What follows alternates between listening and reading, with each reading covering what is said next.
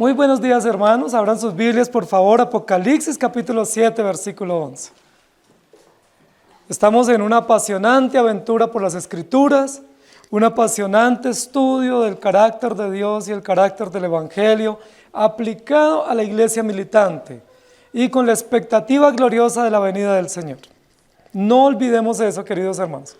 Apocalipsis debe convertirse para nosotros en un libro con un contenido riquísimo del carácter de Cristo, el carácter del Evangelio y una base muy práctica para la esperanza cristiana, para la vida cristiana. No es un libro de pesadillas, ¿sí? No es un libro de angustia y de temor, es un libro de mucha esperanza. Y nosotros lo estamos estudiando bajo un eslogan que está ayudándonos a llevar el hilo conductor de este libro, y es Jesucristo, Cordero Vencedor. Nunca van a olvidar eso. No solo porque es una verdad escritural absoluta, sino también porque lo estamos enfatizando una y otra vez. Nuestros hijos, cuando crezcan, recordarán que en este periodo de la fe y de la vida de ellos estudiaron el libro de Apocalipsis bajo un eslogan inolvidable, que no solamente es un eslogan, sino que además de eso es un recurso hermenéutico y es un principio escritural de la fe nuestra, es un baluarte, es un fundamento. Jesucristo, Cordero Vencedor. Ahora, ¿Jesucristo desde cuándo se revela en la Escritura? ¿Hechos 2? ¿Mateo 1? Por supuesto que no. Pero muchos dicen que solo se revela a partir de Hechos 2. Otros, un poco más adelantados, dicen que solo se revela a partir de Mateo 1. Nosotros creemos que Jesucristo se revela desde el primer momento de la Escritura. ¿Cuál es la primera palabra, la primera frase de la Escritura? En el principio creó, o Dios en el principio creó, Dios trino. Es decir, Cristo comienza a ser revelado desde la primera palabra, desde la primera línea de la Escritura. Ahora, ese Dios, ese Cristo único y perfecto revelado en la Escritura, va a ser el mismo ayer, hoy y para siempre. Un aspecto del carácter de Cristo es su inmutabilidad. ¿Qué significa que Dios es inmutable? Que no cambia en absoluto, ni en propósito, ni en contenido, ni en voluntad, ni en esencia, ni en revelación. ¿Qué vamos a encontrar entonces a lo largo de la historia de la redención? El mismo Dios, el mismo Cristo, el mismo pacto revelado, las mismas disposiciones y la misma voluntad. Con mucha frecuencia encontramos creyentes que amamos mucho, pero que queremos que comprendan un poco lo que nosotros comprendemos, que hacen distinción notoria entre Antiguo y Nuevo Testamento. Una cosa es Antiguo y otra cosa es Nuevo, dicen ellos. ¿Nosotros qué decimos? Antiguo y Nuevo es la misma historia de redención. Muchos encuentran una distinción notoria entre el Dios del Antiguo y el Dios del Nuevo. ¿Qué decimos nosotros? El Dios del Antiguo y del Nuevo es el mismo inmutable. Otros hacen una distinción marcada entre la iglesia del Antiguo Testamento y la iglesia del Nuevo Testamento. ¿Qué creemos nosotros? La iglesia es el pueblo de Dios universal de todos los tiempos, con las mismas disposiciones. Otros aún hacen una distinción en el pacto y dicen, uno es el pacto del Antiguo y otro es el pacto del Nuevo. ¿Qué creemos nosotros por revelación bíblica? Hay un solo pacto revelado desde el comienzo de la historia que no cambia, no se modifica, no se altera, sencillamente se desarrolla con varias administraciones pactuales, pero es un mismo pacto con un único propósito y significado. ¿Por qué estoy hablando de esto? Porque quiero que nos fijemos en un principio, es el principio de la unidad. El principio de la unidad escritural y la unidad del carácter de Dios. Porque hoy vamos a hablar de los ángeles.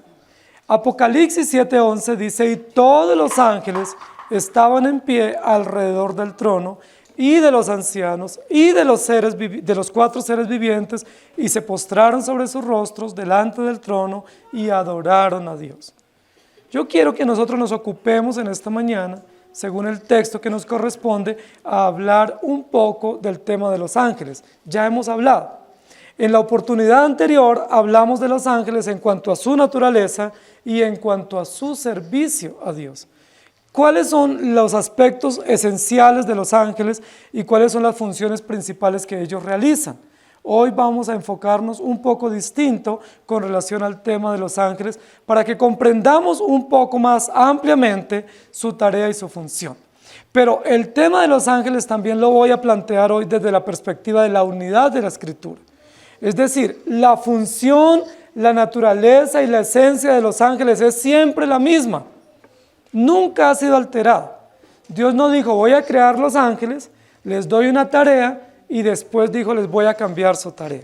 Si eso Dios hubiera hecho, Él lo puede hacer. Pero si eso lo hiciera, estaría en contra de un aspecto de su carácter, que es su inmutabilidad. Estaría negando aspectos de su precisión, su perfección y de su previo conocimiento, y estaría diciendo que Él en el desarrollo de la historia está alterando los propósitos o las disposiciones que Él tiene desde la eternidad. Y todos los ángeles, es el encabezado de nuestro versículo, y todos los ángeles, es decir, no nos está hablando aquí de una clasificación de ángeles. Hermanos queridos, uno de los errores que ha cometido la iglesia en el entendimiento de los ángeles en la Escritura es jerarquizarlos. Ese es un primer error, ¿cierto? Han pensado que los ángeles tienen una jerarquía, ¿sí? Y que los ángeles ocupan unas clasificaciones como que van en ascenso, y que es como se organiza el ejército hoy en día o como se organizan los gobiernos, y entonces que hay una clase pues de ángeles serviles, que hay unos ángeles intermedios y que hay unos ángeles que son los mandacallar, los pluma blanca. ¿Sí? La Biblia no dice eso. La Biblia en ningún momento dice que hay una clasificación jerárquica o que hay subordinación en la corte celestial entre los mismos ángeles. ¿Qué dice la Biblia? Dios creó ángeles, punto. No están clasificados por jerarquía, no están clasificados en subordinación o en una cadena de mando. Sencillamente Dios creó ángeles para un propósito único y absoluto, y todos los ángeles tienen que cumplir esa función. Ese mismo principio aplica para la creación. Dios creó el mundo, el universo, y la creación toda absolutamente está sujeta a Dios, pero no hay jerarquía en la creación. Algunos dicen, no, es que estos animales son más importantes que otros, o estas regiones o países son más importantes que otros. Y de igual manera sucede con el hombre. Dios creó al hombre, pero todos los hombres somos iguales ante Dios. ¿Estamos de acuerdo? No hay jerarquía, no puede haber jerarquía, no puede haber prevalencia de una cultura sobre otra o de una raza sobre otra, porque eso ya es pecado. Todos los hombres, absolutamente todos, fuimos creados para cumplir la gloria de Dios, y por el pecado todos estamos bajo pecado y bajo maldición. ¿Estamos de acuerdo? Ahora los creyentes. ¿Hay clasificación de creyentes? ¿Están los creyentes VIP o estrato 1 y otros estrato 14? No, los creyentes todos somos creyentes, salvos por gracia. ¿Sí? No hay apóstoles y superapóstoles o superiluminados. ¿Sí? No existe ese tipo de jerarquización, porque todo eso lo que muestra son líneas de mando pecaminosas que niegan el principio de la unidad y que niegan el principio del propósito absoluto de Dios en cada una de las esferas de la creación. Entonces el primer aspecto del texto es, y todos los ángeles. Si hubiera jerarquía, ¿qué pudiera haber dicho el texto? Unos o algunos de los ángeles, o estos ángeles, pero ¿qué dice? Todos los ángeles. Todos los ángeles estaban, o todos los ángeles son, o todos los ángeles hacen o cumplen. Y eso es importante para nosotros. Nosotros vivimos en una sociedad muy clasificada. ¿Sí? Es tan clasificada nuestra sociedad que en cada uno de los recibos públicos que nos llegan nos dice a qué clase pertenecemos. Nosotros abrimos la llave del grifo y ahí nos dicen qué estrato estamos. ¿Sí? Es triste eso, una sociedad tan clasificada. ¿Sí? Para cualquier atención médica nos preguntan a qué estrato pertenecemos, a qué nivel estamos. Dependiendo de la cuota moderadora, ahí nos están diciendo y recordando a qué estrato pertenecemos. Y así sucesivamente. Todo eso hace parte del pecado, porque el pecado siempre cree que hay unas personas mejores y que hay otras peores, que hay unos superiores y otros inferiores. Pero en el diseño de Dios todos somos iguales. En ese diseño de Dios, nosotros tenemos que recordar que no cualquier persona se puede atrever a ir al trono de Dios. En este caso vamos a hablar de los ángeles. Y todos los ángeles estaban en pie alrededor del trono. Nehemías capítulo 9, versículo 3 dice: y puestos de pie en su lugar, leyeron el libro de la ley de Jehová su Dios, la cuarta parte del día, y la cuarta parte confesaron sus pecados y adoraron a Jehová su Dios. Yo quiero que notemos en esta mañana algunas posturas importantes que se nos van a mostrar aquí en este versículo con relación a los ángeles. Dice: y todos los ángeles estaban en pie alrededor del trono. Son muchas las personas que cuando clasifican a los ángeles dicen que hay un porcentaje de ángeles en el cielo, que hay otro porcentaje de los ángeles en el universo y que hay otro porcentaje que nos están cuidando a nosotros. ¿Sí? Así como unos batallones dedicados a guardiar el cielo, otros dedicados a guardiar el universo y otros pues que son los que nos prestan servicio a nosotros. ¿Sí? ¿Eso está sustentado en la Escritura? No. ¿Qué hacen todos los ángeles? ¿Para qué fueron creados única y exclusivamente? Para estar en la presencia de Dios, para el servicio de Dios, para la gloria de Dios. No dice la Biblia que fuera un porcentaje de ellos fue puesto a nuestro beneficio, como si nosotros fuéramos importantes y dignos de ser cuidados y preservados por ángeles. Nosotros somos cuidados por Cristo, pero no tenemos ángeles a nuestro servicio como si fueran nuestros criados o si fueran nuestros empleados a los cuales nosotros ordenamos que nos cuiden. Entonces, todos los ángeles estaban alrededor del trono. ¿Y quién está en el centro del trono? Cristo, el Cordero de Dios. Está sentado en el trono con las evidencias de la resurrección y alrededor del trono, dice la Biblia, y este texto lo ratifica, estaban los ancianos y los 4 seres vivientes. Pero ¿qué es lo que están haciendo los ángeles en primera instancia? ¿Cuál es la postura que ellos tienen en primera instancia en este texto? Todos los ángeles estaban en pie. Estaban en pie. Esa postura es muy importante. Es muy importante para lo que nosotros queremos aprender en esta mañana y lo que nos quiere revelar la Escritura. Todos los ángeles estaban en pie alrededor del trono. Es decir, ¿en qué posición estaban? Firmes. A disposición de su Creador, a disposición de Cristo el Señor. No estaban distraídos, no estaban cada uno en una posición de relajo o de relax, no estaba cada uno por su cuenta, todos estaban en una única función, en un único propósito y compartiendo una postura física, estaban en pie. Esa postura física es importante porque nos muestra firmeza, ¿sí? Nos muestra atención, nos muestra a alguien que está dispuesto a servir. ¿Quiénes son los que están en pie? Los soldados. A los soldados se les exige estar firmes, atentos y estar siempre de pie. Ustedes nunca van a ver un soldado en su puesto de trabajo sentado o con la pierna cruzada. ¿Sí lo han visto? No, lo veremos fuera de su servicio. Pero mientras él está en su horario de servicio, la única postura que puede tener es estar en pie, estar atento, estar erguido. No se le permite estar sentado, dormido o con la pierna cruzada o estar desatendido, porque eso no hace honor a su posición y a su llamada. Los soldados, los ángeles son servidores, son millares de siervos entrenados y creados para la gloria de Dios y no se les permite estar ni sentados, ni distraídos, ni entretenidos en otra función o en otra tarea, sino exclusivamente estar en pie. Y ahí me llama mucho la atención, porque primero nos dice que ellos están firmes, es decir, están atentos en función de aquel que los llamó y los creó, que es el Cordero que está en el trono celestial.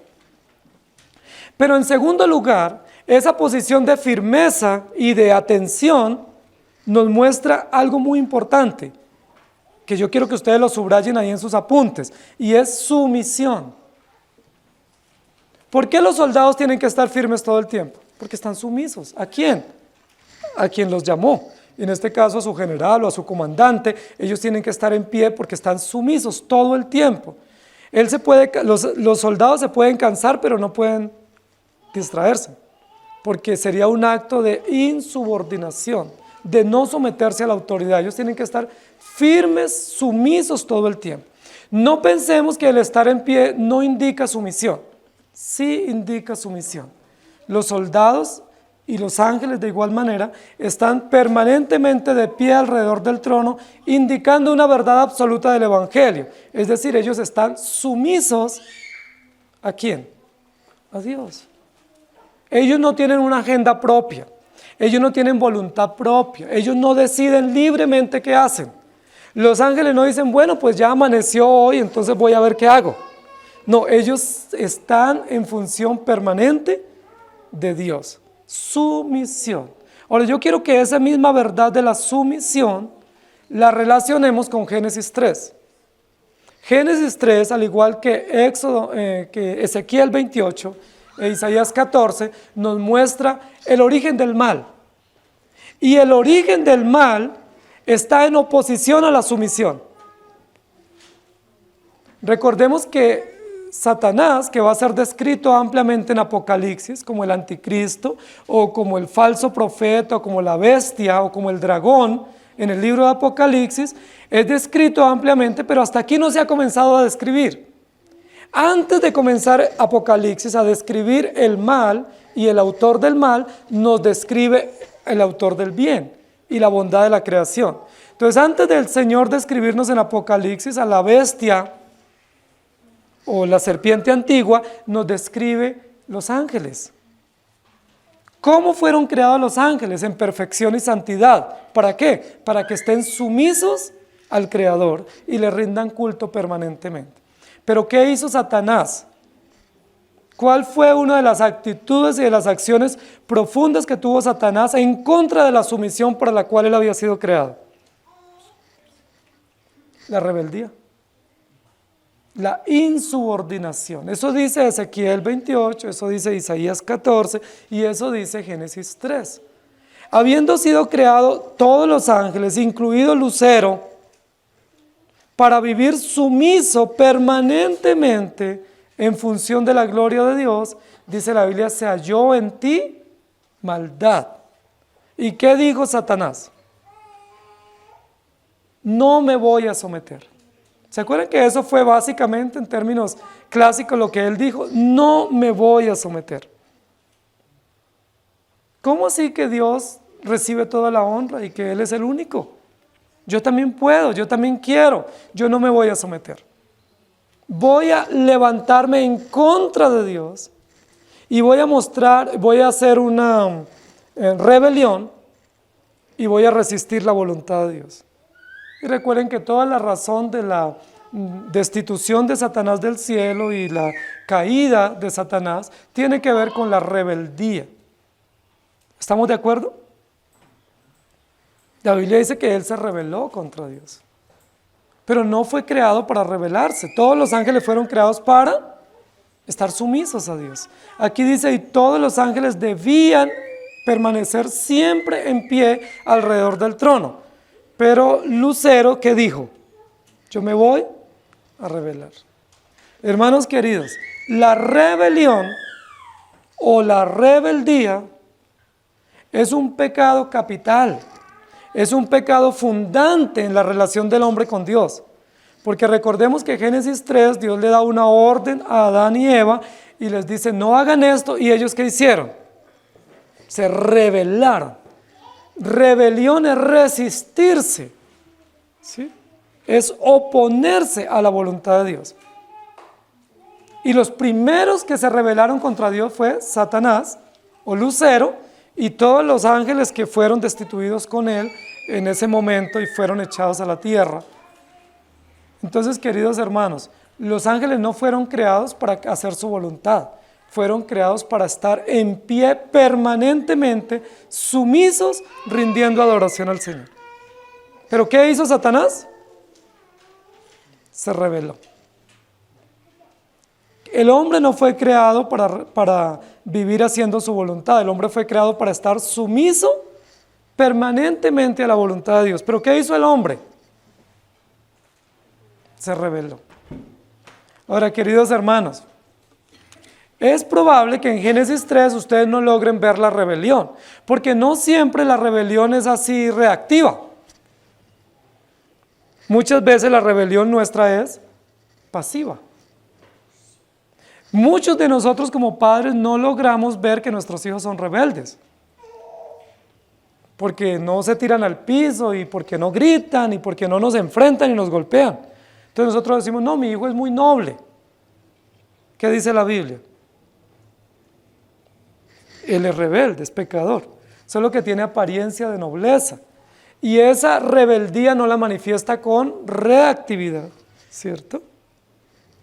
Sino con pasividad, pero es rebelde. Todos somos rebeldes, aún con apariencia de piedad, aún con apariencia de docilidad, todos somos rebeldes. Los ángeles fueron creados para estar sumisos, pero hubo un momento en la historia que Satanás se rebeló, ¿cierto? O Lucero se rebeló y dijo, no me voy a someter, no voy a estar firme, voy a hacerme un trono igual o superior a Dios, y se rebeló contra la autoridad. Y en ese momento él violó el propósito natural para el cual él había sido creado y por esa razón fue destituido.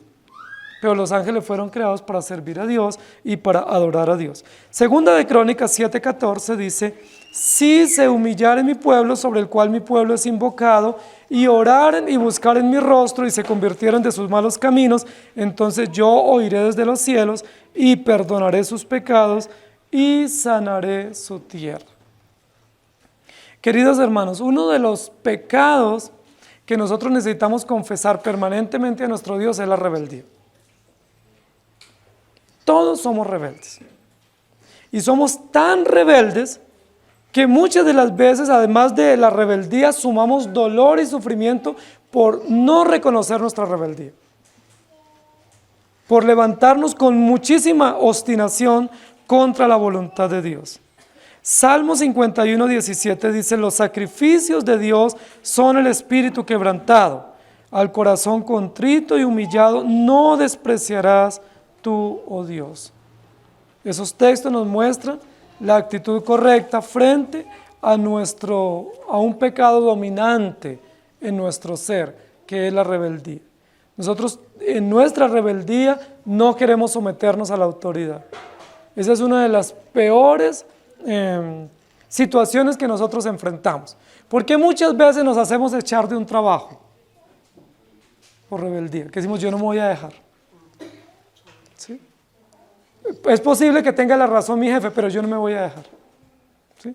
Es posible que eso que me dijo es justo, pero yo no voy a ceder, ¿cierto? Y esa rebeldía nos hace a veces pagar grandes consecuencias, no solamente emocionales, laborales, sino también económicas en muchos aspectos, porque decimos, aquí estoy y aquí me quedo, ¿cierto? Y no voy a ceder, ¿por qué? Por simple rebeldía, por no someternos, por no doblegarnos, porque pensamos que tenemos la razón y ese es el pecado, ¿cierto? Ese es el pecado, creer que tenemos la razón y no someternos. Miren, los ángeles nos dan un ejemplo. Fueron creados para vivir sumisos y todos estos ángeles que ya no fueron destituidos, sino que estarán por siempre en el trono del Señor, permanecen unánimes en pie, sumisos, adorando, rindiendo culto a nuestro Dios. Este modelo o este ejemplo o esta actitud de los ángeles sumisos ante Dios es un modelo para nosotros. Nosotros debemos aprender de que si ellos fueron creados para estar sumisos, nosotros también. Si ellos permanecen en pie todo el tiempo ante el Señor, ¿qué debemos hacer nosotros? Permanecer en pie sumisos ante su voluntad, rindiendo culto y atentos a las disposiciones de Él, porque no tenemos otra opción y esa es la razón de ser de nuestro servicio y nuestro llamado al Señor. Muchas personas hoy en día no se someten a Dios y dice la Biblia que ellos presumen cosas. Entonces muchos van a decir, no, es que el Señor me habló y me dijo que me fuera de la iglesia. Es que el Señor me dio una revelación y la revelación es que yo haga esto o aquello. Pero en el fondo lo que están diciendo es yo soy rebelde, yo no me quiero someter a la autoridad, yo no quiero someterme a un orden dispuesto por Dios, entonces voy a presumir de que Dios me habló y me dijo que no volviera. Y dice la Biblia que son mentes vanas y mentes llenas de rebelión y de orgullo. Lucas capítulo 1, versículo 11 al 13 dice: y se le apareció un ángel del Señor puesto en pie a la derecha del altar del incienso, y se turbó Zacarías y le sobrecogió temor. Pero el ángel le dijo: Zacarías, no temas, porque tu oración ha sido oída, y tu mujer Elizabeth te dará a luz un hijo, y llamará su nombre Juan. Y luego en Mateo 1, 20 al 21 está el anuncio del ángel sobre el nacimiento de Jesús. Los ángeles que están firmes en la presencia del Señor anuncian permanentemente la historia de la redención. Y yo quiero que recordemos eso. Nunca los ángeles tienen una agenda propia o es un poder paralelo, ¿cierto? Como en nuestras naciones, que tenemos por lo menos 3 ramas del poder. Y en esas ramas del poder son ramas paralelas. No, los ángeles están subordinados permanentemente a la voluntad del Señor. No son ramas de poder paralelas, sino que se someten permanentemente al Señor. Y todos los ángeles estaban en pie alrededor del trono. El ángel distraído ya fue echado del cielo, con la tercera parte de los ángeles. El ángel insubordinado ya fue echado. El ángel que se rebeló contra Dios ya fue destituido y puesto bajo juicio permanente. Los demás que permanecen en la presencia del Señor estarán por siempre en pie, adorando al Señor y no reclamando culto. El texto continúa diciendo que estos ángeles estaban alrededor del trono. Es muy importante esta figura. Recuerden que en el capítulo 4 se manejó mucho esa figura de estar alrededor del trono, ¿sí? No solamente al frente del trono, o al lado del trono, o debajo del trono, sino alrededor del trono, pero no recibiendo, sino ofreciendo.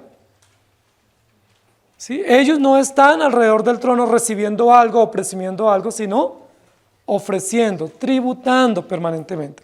Esa posición de estar alrededor del trono es la posición que va a tener la iglesia, representada por los 24 ancianos. Aquí está. ¿Dónde están los 24 ancianos? Alrededor del trono, pero no recibiendo, sino tributando, no presumiendo, sino ofrendando, ¿sí? Que es una actitud totalmente diferente. Y de los ancianos y alrededor de los 4 seres vivientes. Mire qué importante lo que está sucediendo acá. Ahí está el trono central, Jesucristo sentado en el trono, están los 4 seres vivientes que representan los aspectos del Evangelio, y están los 24 ancianos que representan la iglesia de todos los tiempos. Y alrededor de todo ese grupo representado y del Señor representado en el trono, están los ángeles tributando adoración. Están en pie, son servidores, son mensajeros, eternamente. Y a mí me gusta mucho eso, porque nosotros diríamos, bueno, yo voy a servir acá, pero yo en el cielo, yo sí voy a buscar mi puesto de honor. A veces nosotros decimos, ay, ¿yo cuándo descansaré? No, pues cuando me muera descansaré. Hermanos, cuando nosotros nos muramos y estemos en la presencia del Señor, seguiremos cumpliendo la misma función para la cual Dios nos llamó. Dice la Biblia, descansan de sus tareas, pero sus obras con ellos continúan. Y los ángeles son un ejemplo.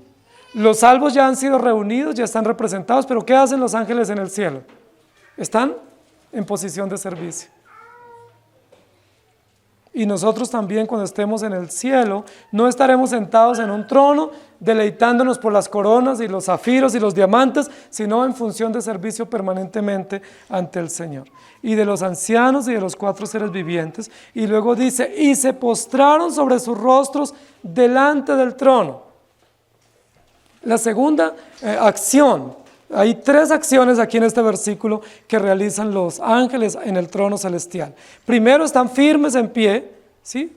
Testificando de la sumisión, en oposición a la rebeldía de los ángeles caídos. Pero en segundo lugar, se postraron, ¿sí? Se postraron, una acción permanente, se postraron. No solamente dice que se postran, no solamente dice que se postró, sino que se postran o se postraron como una acción repetitiva, constante, sobre sus rostros delante del trono. Y esta es una postura bastante incómoda, ¿sí? Una postura mucho más cómoda es estar de pie o estar sentado, pero esta postura es mucho más incómoda. La postura de no solamente arrodillarse, sino postrarse. Era una de las costumbres orientales, especialmente cuando un súbdito se encontraba con un jefe, un militar o un líder político o religioso. Este súbdito o este criado tenía que inclinarse, ponerse de rodillas, pero postrarse. Y la postración implicaba poner la frente contra la tierra y tocar la tierra. Eso implicaba postración. No era simplemente ponerse de rodillas o hincarse, era postrarse poniendo su frente contra el piso y sus manos indicando reverencia. Queridos hermanos, esa era una postura común de un criado contra un amo. Si el criado no podía encontrarse con el amo, simplemente decirle, hola, buenos días, o hola, ¿qué hago hoy? No, él tenía que postrarse, tocar la tierra, indicando que él estaba totalmente sumiso a él e indicando que él se estaba postrando reverentemente, reconociendo la autoridad de aquel a quien era su amo o a quien él servía. Y a mí me gusta mucho esta figura, porque es una de las figuras físicas o de las posturas físicas más difíciles para nosotros. Si yo les pregunto, ¿cuándo es la última vez que estuvieron de pie? Ustedes me pueden decir. ¿Cuándo fue la última vez que estuvieron acostados? Me pueden recordar. ¿Cuándo fue la última vez que estuvieron sentados? Pero ¿cuándo fue la última vez que se arrodillaron? ¿O que se postraron?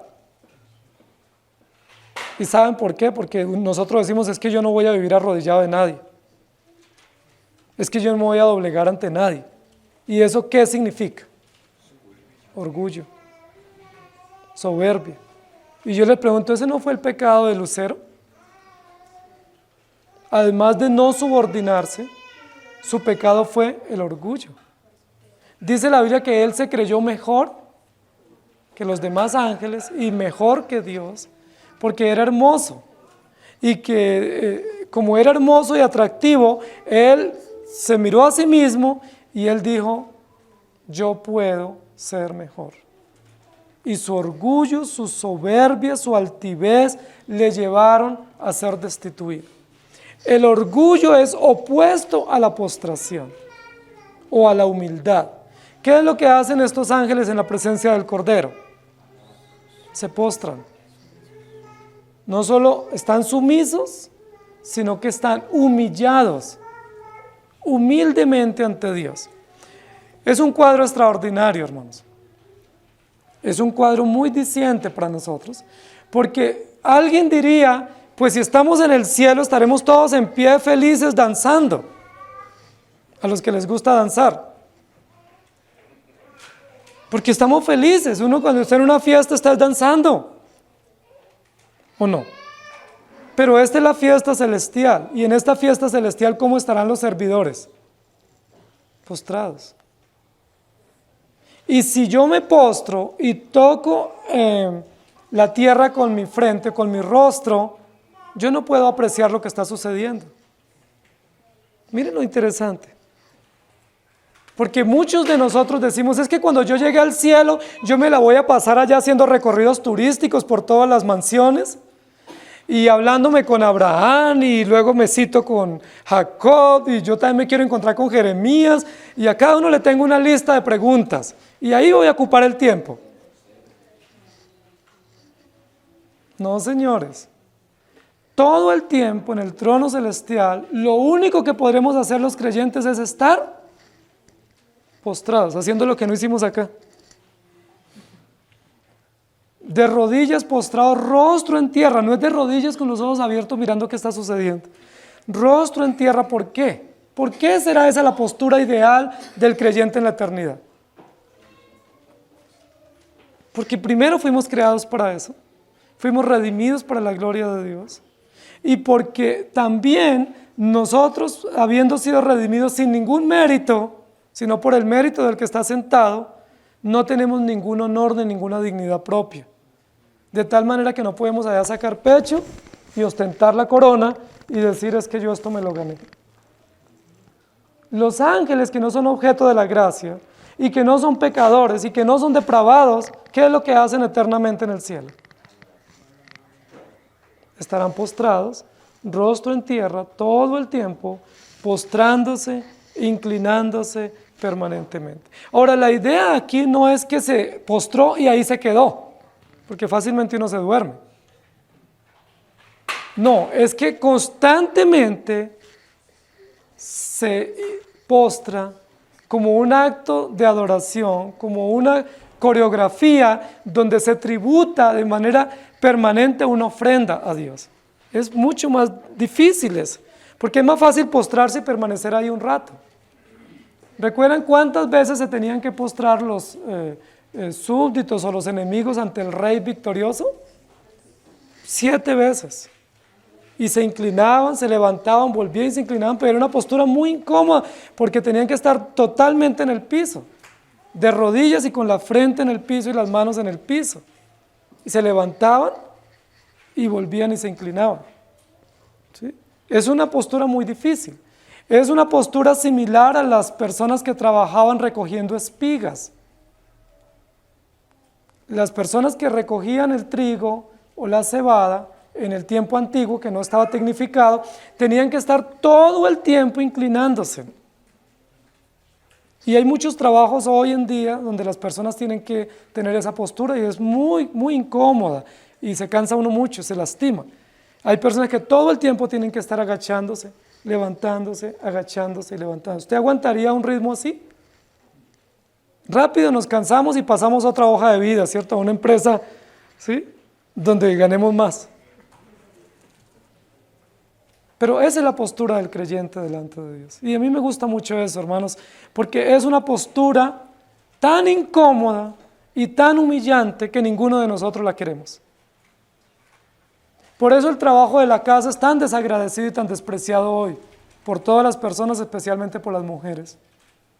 Por eso es más fácil pagar una empleada o comprar ya todo listo, porque nadie quiere el trabajo de la casa, porque el trabajo de la casa implica eso, ¿no? Todo el tiempo estar agachándose, recogiendo, limpiando, acomodando, todo el tiempo. Entonces es mejor uno ser un ejecutivo y no ser un empleado. Es mejor ser un empresario y no ser un siervo. Pero ¿cuál es la postura correcta del creyente frente a Dios? No es la de ejecutivo. No fuimos llamados para ser ejecutivos. Fuimos llamados para ser siervos. ¿Y cómo se testifica corporalmente ese servicio? Postrándose. Y la postración indica humillación. Y la humillación es el antídoto al orgullo. ¿Cuál fue el pecado de Lucifer? Orgullo. Soberbia. Dice, subiré, en las alturas construiré mi palacio y seré más alto que Dios. ¿Y qué hizo el Señor? Lo aterrizó, lo bajó, ¿sí?, lo humilló. Esta postura de los ángeles es una postura de humillación. Si yo les dijera ahora, todos nos vamos a postrar, más de uno está pensando en sus medias, su vestido. ¿Por qué? Porque no es una postura cómoda. Hermanos queridos, todos nosotros, además de sufrir de rebeldía, sufrimos de orgullo. ¿Hay alguno acá que no sea orgulloso? Que no se sienta orgulloso de lo que tiene, de lo que sabe, de sus habilidades, de su físico, del origen de su región, de su familia, de su apellido, de sus cuentas bancarias. Todos tenemos tantas razones para estar orgullosos, pero toda actitud de orgullo es pecaminosa. ¿Y qué hace el Señor con los altivos y los soberbios? Dice que Dios humilla a los altivos y exalta a los humildes. Ahora yo les pregunto, queridos hermanos, por sentido común, por razón lógica, ¿no es mucho mejor humillarme antes de que Dios me humille? O sea, es como de sentido común. Si yo cometí un pecado o una falta ante alguien y sé que voy a sufrir las consecuencias, ¿no es mucho mejor reconocer antes de sufrir las consecuencias? Es lo correcto. Sí, yo lo hice, mire, estoy a disposición suya, dígame qué hay que hacer. O si me tiene que echar de la empresa o despedirme, está bien, yo entiendo, yo obré mal. Pero ¿qué hacemos nosotros? Inmediatamente vamos a la oficina de trabajo a poner la queja y a defendernos. ¿Por qué? Porque somos orgullosos. Porque no queremos reconocer. Muchas veces pasamos necesidades y en lugar de reconocer, nosotros decimos, no, yo estoy bien. Porque somos orgullosos. Pero la Biblia dice que la medicina para el orgulloso es la humillación. Dios resiste a los soberbios y los humilla. ¿Cómo humilla Dios a un soberbio?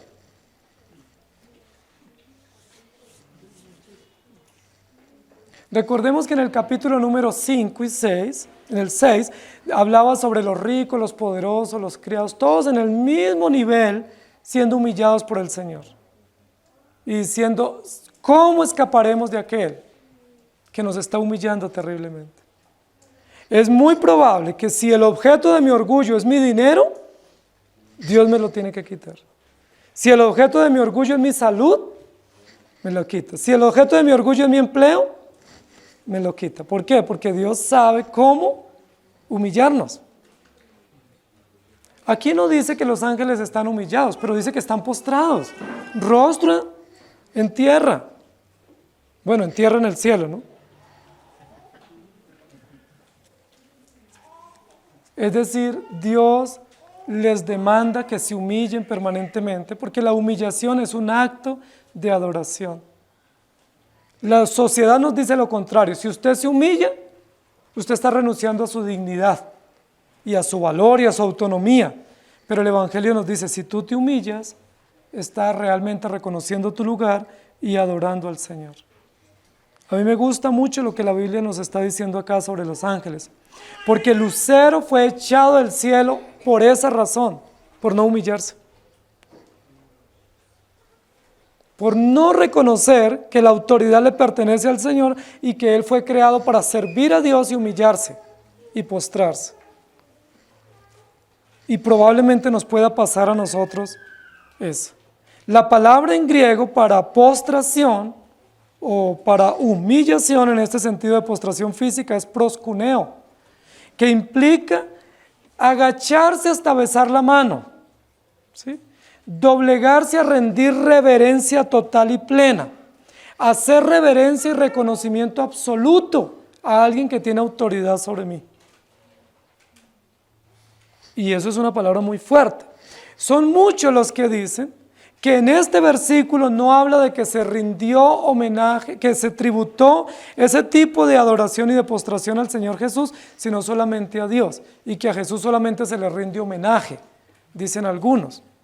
Que aquí lo que hicieron los ángeles fue rendir un homenaje, pero no una entrega y una postración total hasta besar la mano y tributar un reconocimiento absoluto al Creador. Eso dicen todos los arrianos que abundan en nuestras regiones. Ellos dicen que a Jesús se le tributa homenaje, pero que Jesús no es objeto de adoración. Nosotros creemos todo lo contrario. ¿Quién es el que está sentado en el trono? Jesucristo. Es Jesucristo. ¿Y qué es lo que están haciendo estos ángeles con relación y en dirección al que está sentado en el trono? Tributando reconocimiento, reverencia, abnegación, entrega total. Cuando uno está postrado así, uno está a expensa de otro, uno se rinde totalmente. ¿Sí? Está postrado totalmente. Y eso es lo que están haciendo estos ángeles en la presencia del Señor. ¿Se acuerdan que hay un caso interesantísimo en la Escritura y fue de un joven que tenía unos sueños inspirados y él en esos sueños dijo, tuve un sueño que ustedes y la luna y las estrellas se postraban ante mí? ¿Y qué dijeron sus hermanos? Eso nunca va a suceder. Pero recuerden que años más tarde estaban estos 11 hermanos postrados ante el gobernador de Egipto y diciéndole, amo, por favor, no nos metas a la cárcel. Por favor, danos comida para nuestro pueblo. Por favor, no retengas a nuestro hermano, porque nuestro padre es un anciano y se va a infartar. si sabe esa noticia. Se cumplió. Los hermanos tuvieron que postrarse. ¿Ante quién? Ante su hermano. Y reconocer que él era su hermano y que ellos habían obrado mal. ¿Sí? Recuerden que Jacob tuvo que postrarse ante Esaú también, porque había obrado mal, y después, para no morir, tuvo que postrarse. Y recordemos que Jesucristo, desde el mismo momento del nacimiento, ¿quiénes fueron y se postraron? Ante los sabios que vinieron del oriente, los 3 reyes magos. Los sabios del oriente, no sabemos cuántos eran, los sabios del oriente, y los pastores que fueron traídos en esa hora de la mañana, dice que fueron y se postraron. Ay, qué postura tan extraordinaria, pero tan difícil para nosotros. Es tan difícil para nosotros postrarnos. No nos humillamos ante nadie, no bajamos la guardia. Por eso la Biblia dice una y otra vez, gente de dura cerviz. Ustedes saben dónde está la cerviz, ¿no? ¿Y saben a qué se compara la dura cerviz del hombre pecador? ¿Con qué animal se compara, recuerdan? Con el caballo, sí, con la mula, con el caballo, que dice que es el animal más obstinado y con una cerviz más indómita. ¿Ustedes cuándo ven un caballo con la cabeza agachada y tranquilo? De los animales más imponentes y más soberbios en su caminar, por eso dice es un animal de paso, sí, de paso, porque cada vez que él pasa nos muestra cuán orgulloso, soberbio e imponente es. Y la Biblia nos dice, no seáis como él, mulo. No seáis como el mulo, que tiene que ser doblegado con cabestro, que tiene que ser humillado con un hierro en su boca, porque de lo contrario no se sujeta. ¿Somos así o no? ¿Pero para qué fuimos creados? Para estar humildes delante de Dios, para humillarnos delante del Señor, para postrarnos, para decir, Señor, yo dependo de ti. Esa teología barata de que yo soy un rey sacerdote y que ángeles y arcángeles y querubines me acompañan y que yo no puedo sufrir, en lugar de humillarnos nos exalta. En lugar de mostrar lo necios que somos, exacerba más nuestro orgullo y nuestra prepotencia. Y todos los ángeles, dice el texto, estaban en pie alrededor del trono, mostrando sumisión, y de los ancianos y de los 4 seres vivientes, y se postraron sobre sus rostros delante del trono, mostrando humildad, postración, y venciendo el orgullo que fue el que cegó al lucero de la mañana. Y luego dice, y adoraron a Dios. Y la cláusula final del texto no es menos importante. Recuerden lo que les dije hace 8 días. La I como conector en el lenguaje hebreo no es subordinación, ¿sí? No es una jerarquización de ideas o de acciones de mayor a menor, como sucede en nuestro idioma en muchos de los casos, sino lo que muestra es una relación de igualdad en todas estas funciones. Es decir, el estar en pie, el estar postrado y el tributar adoración son un mismo hecho en función de un mismo ser. ¿Sí me hago entender? No son acciones separadas de subordinación o de jerarquización de tareas, sino que muestran todas las acciones legítimas que sus siervos o los siervos del Señor tributamos para el Señor. Y adoraron a Dios. Y adoraron a Dios. Esto me recuerda a la visita de los sabios del Oriente. Ellos caminaron muchos kilómetros, atravesaron todo el desierto, toda Mesopotamia, por caminos hostiles y desérticos, para llegar en función de una estrella que los estaba guiando y llegar a Belén a adorar ¿a quién? Al Rey que ha nacido. Hemos visto su estrella en el oriente y atravesamos ¿sí? Desde el occidente hasta el oriente, toda esa región, porque venimos ¿a qué? Estuvimos en pie todos esos meses caminando, sumisos a una estrella que nos indicaba el camino cierto. Cuando llegaron, ¿qué hicieron? Se postraron y luego ¿qué hicieron? Abrieron sus tesoros y le tributaron adoración al Rey que vive por los siglos. Hermanos queridos, nosotros vemos de manera romántica esta historia y la celebramos, ¿cierto? Y nos damos regalos como celebrando este hecho, pero no tiene nada de romanticismo esta historia. Es una historia que demuestra con muchísima claridad cómo nosotros estamos sumisos, postrados y en actitud de adoración permanente a nuestro Dios. Y que aún estamos en función de rendirle todo porque Él es nuestro Dios. Y adoraron a Dios. ¿Quiénes adoraron a Dios? Los ángeles. ¿Los ángeles adorando a Dios? La pregunta es, si los ángeles, que no son objeto de la gracia de Dios, adoran al Cordero, ¿cuál es nuestra obligación? Porque los ángeles no son objeto de gracia, los ángeles no han sido perdonados sus pecados, los ángeles no han sido herederos y coherederos de la vida eterna, pero ¿qué hacen por siempre? Adoraron. Adoraron. Es decir, no solamente con su actitud física testifican de a quién sirven, sino con sus palabras proclaman.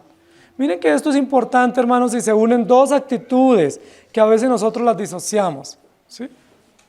Nosotros a veces decimos, no, yo simplemente adoro a Dios con mis palabras. No, también hay que hacerlo corporalmente. Miren que corporalmente nosotros también anunciamos de qué actitud tenemos. Si usted está hablando con alguien y lo ve distraído corporalmente, ¿usted qué dice? A esa persona no le importa lo que yo le estoy diciendo. Es grosero, es desconsiderado, no me pone atención. Y muchas veces le decimos, pero mire, por favor, le estoy hablando. ¿Qué es lo que le estamos diciendo? O sea, su actitud física tiene que ser coherente con lo que usted me está diciendo.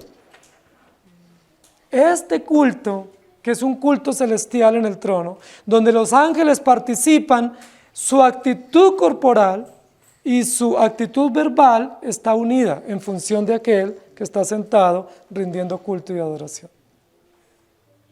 La Biblia no dice acá que ellos dijeron algo, pero estaban distraídos.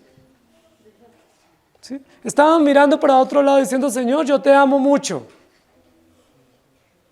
Y a veces nosotros sí lo hacemos. Señor, yo creo en ti, pero estamos distraídos. Hay personas que dicen, no, es que yo todo el tiempo estoy orando. Yo estoy orando mientras voy en el bus. Usted puede estar meditando, pero estar orando implica una actitud de reverencia, de respeto, ¿sí? De concentración. ¿Sí? No es que yo iba ahí por la calle, ahí en el tumulto, y yo iba ahí orando y adorando al Señor. Usted puede estar meditando en las cosas de Dios, eso sí, pero si usted va a orar, usted necesita sacar un tiempo, ¿qué dice la Biblia? Entra a tu aposento, cierra la puerta, ponte de rodillas y adora a Dios con reverencia, y Dios que ve en lo secreto te bendecirá en público. ¿Sí? Hoy en día, como vivimos en una sociedad cada vez más informal, entonces el culto se ha vuelto informal también. No, yo adoro a Dios, allá estoy trabajando, estoy vendiendo, estoy en mi negocio, yo estoy todo el tiempo en culto. No, hermanos, el culto es un tiempo especial, consagrado exclusivamente para nuestro Dios. El resto del tiempo meditamos, recordamos y pensamos en nuestro Dios. Pero este culto, que es el culto celestial, están todos los ángeles de rodillas y adorando a Dios. Miren que el texto nos dice que unos ángeles estaban en pie, otros estaban postrados y otros adorando. Todos estaban de pie, luego todos se postraron y ahora terminan todos adorando a Dios. Y adoraron, un presente continuo, una acción permanente en función de aquel que es el autor de la redención y el creador de todas las cosas. Y adoraron a Dios. Y yo quiero que lo relacionemos con Génesis 3. Recuerden que en la primera postura, que es estar en pie, indica sumisión, contrario a la insubordinación de Satanás. La segunda postura es postración, ¿cierto? Que implica humillación, contraria al orgullo y a la soberbia de Satanás, que le costó su lugar en el cielo, en el trono celestial, en el trono ahí sirviendo al Señor. Y la tercera acción, que es adoraron a Dios, es una acción que contradice la tarea inicial o la obra inicial de Satanás, que fue el reclamar adoración para sí mismo. Recuerden que la idolatría no surge cuando se creó la primera estatua visible. La idolatría surge en Satanás, cuando él reclamó culto para sí. Cuando él dijo, yo quiero parte de ese culto que se le da a Dios, lo quiero para mí. Y él no fue crédulo a la voluntad de Dios y se levantó con idolatría reclamando adoración. Y recordemos que en la tentación que él osadamente le pone al Señor Jesús, le dice, mire, te voy a mostrar todos los reinos del mundo y te los voy a dar todos, si postrado me adorares. ¿Y qué le responde el Señor Jesús? Al Señor tu Dios adorarás y a Él solo servirás. Mire, los ángeles fueron creados para adorar exclusivamente al Señor por siempre. ¿Por qué no lo hicieron algunos? Dice la Biblia, porque se halló maldad en uno e influenció a otros muchos y fueron destituidos de ese propósito eterno y sublime de adorar al Señor. Por eso acá dice que los ángeles todos adoraron a Dios. ¿Qué es lo que están haciendo esta multitud de ángeles en el cielo? Cumpliendo el propósito para el cual fueron creados y mostrándonos que quienes no cumplieron ese propósito, ¿qué les pasó? Fueron destituidos, fueron juzgados y fueron puestos, dice la Biblia, en prisiones eternas, donde serán juzgados por siempre. La Biblia dice que Dios prohibió, y es una prohibición permanente, todo acto de adoración a quien no sea Dios. ¿Cuál es el primer mandamiento de la ley de Dios? Oye Israel, Jehová nuestro Dios, Jehová uno es. No hay muchos dioses, sino un solo Dios, y no te inclinarás ante nadie, sino ante el Señor. Los mandamientos de la ley de Dios comienzan mostrándonos que hay un único Dios a quien se le tributa adoración y que esa tributación de adoración implica humillación y reconocimiento. Por eso, hermanos queridos, la idolatría es tan abominable a los ojos de Dios. Porque cualquier acto de idolatría lo que está diciendo es que hay otro Dios diferente al único Dios absoluto. Al Señor tu Dios adorarás y a Él solo servirás. Tú no te puedes postrar ante el mundo. La Biblia no nos dice que nos postremos al mundo. La Biblia no nos dice que nos postremos ante las personas. ¿Ante quién nos tenemos que humillar y postrar? Ante nuestro Señor. Por eso a Daniel, cuando se le ordenó que tenía que postrarse ante la imagen, ¿qué dijo Daniel?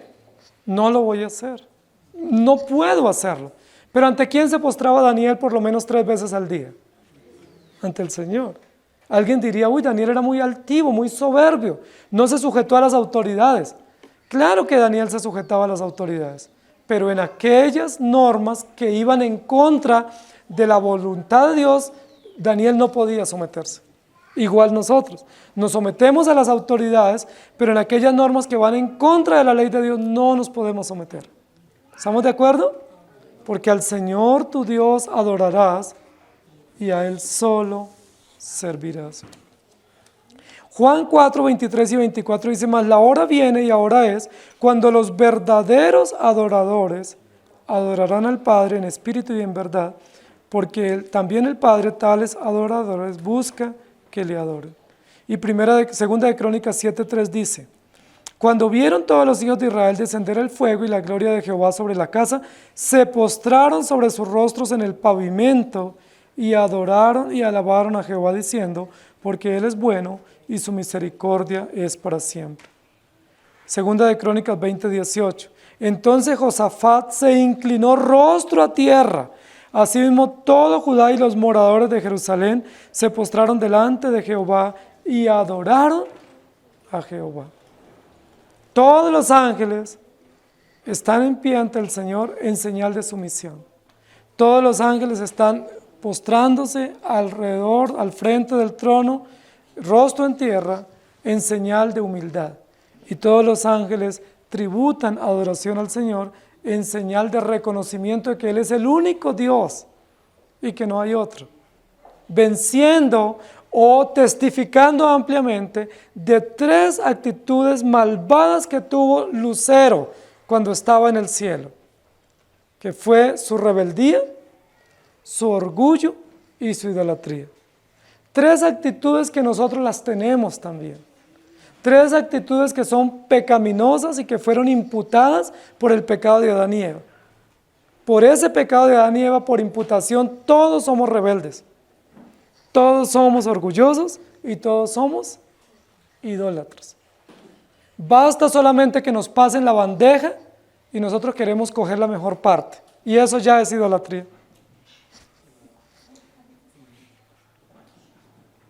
Nosotros queremos coger de primero. Eso ya es idolatría. Yo soy mejor que ustedes. Yo necesito más que tú. Yo merezco más que tú. En cualquier detalle de nuestra vida mostramos nuestra rebeldía, nuestro orgullo y nuestra idolatría. Pero los ángeles no solamente adoran a Dios, sino que nos enseñan hoy, por la Escritura, que nosotros fuimos creados para estar postrados ante Dios, para estar sumisos a su voluntad y para tributar exclusivamente adoración a Él y no a nosotros ni a nadie más.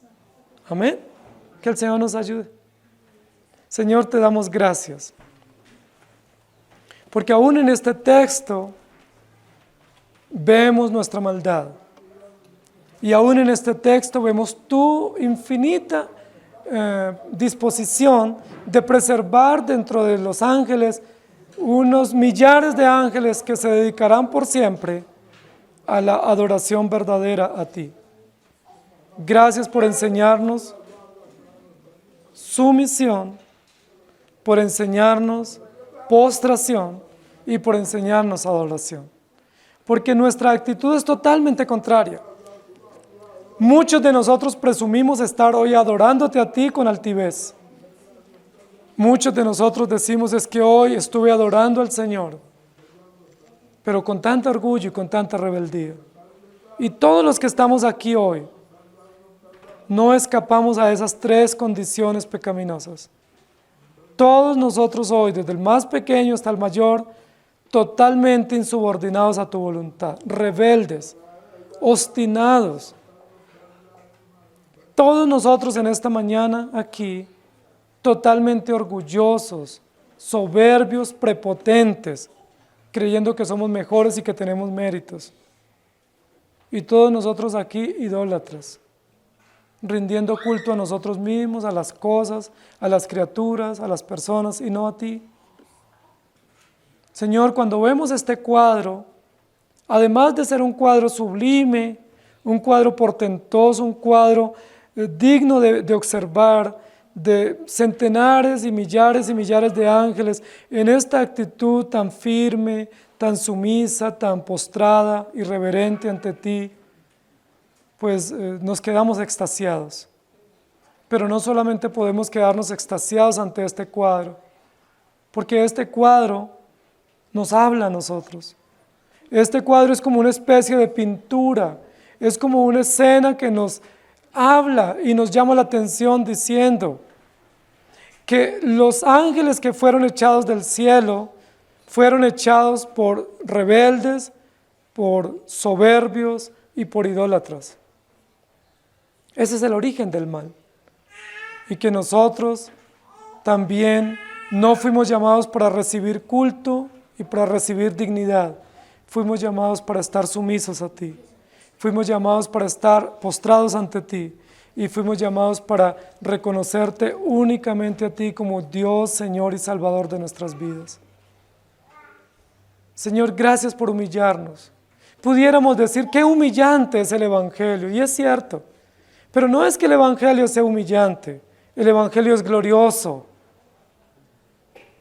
Pero el Evangelio nos humilla porque nuestro pecado nos exalta. Pero el Evangelio cumple el propósito, ponernos en nuestro lugar. Señor, gracias por recordarnos, por recordarle a nuestros jóvenes, por recordarle a nuestros hijos los rebeldes que son, los orgullosos y los idólatras que son. Pero gracias porque cuando somos así, expuestos a la luz del Evangelio y a la luz de la palabra, vemos nuestra condición en la máxima expresión.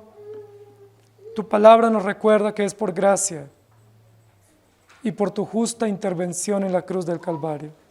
Y tu palabra nos recuerda que aunque nosotros no nos postremos, tú nos postras. Y aunque nosotros no estamos sumisos, tú nos haces estar sumisos con cuerdas de amor, por no decir con frenos como el caballo. Y Señor, y aunque no te adoramos solo a ti, tú nos llevas, aún a través de las circunstancias que son providencia tuya, a que te tributemos adoración únicamente a ti. Gracias, Señor, porque no podemos quedar como espectadores ante este cuadro angelical. No podemos quedar inermes y pasivos ante este cuadro de adoración sublime en el trono. Tenemos que ser conmovidos, tenemos que ser estremecidos, tenemos que ser alertados de nuestra pecaminosidad, pero también del deber ser para el cual tú nos llamaste. Te damos gracias, Señor, por tu palabra y por mostrarnos que por tu infinito propósito y por tu pacto eterno revelado en la historia, nos das la oportunidad hoy de postrarnos ante ti y de reconocer que tú eres Dios. No a nosotros, sino a ti sea la gloria por siempre. El mundo exige que estemos en pie y que nos postremos ante las ideologías y ante las imperiosas ambiciones de esta sociedad. Pero el Evangelio nos recuerda que solo podemos doblegarnos ante ti. Dobléganos, Señor. Yo no puedo doblegarme, soy tan orgulloso, soy tan soberbio, mi cerviz está tan erguida que no puedo doblegarme. Pero tú sabes cómo hacerlo y lo puedes hacer.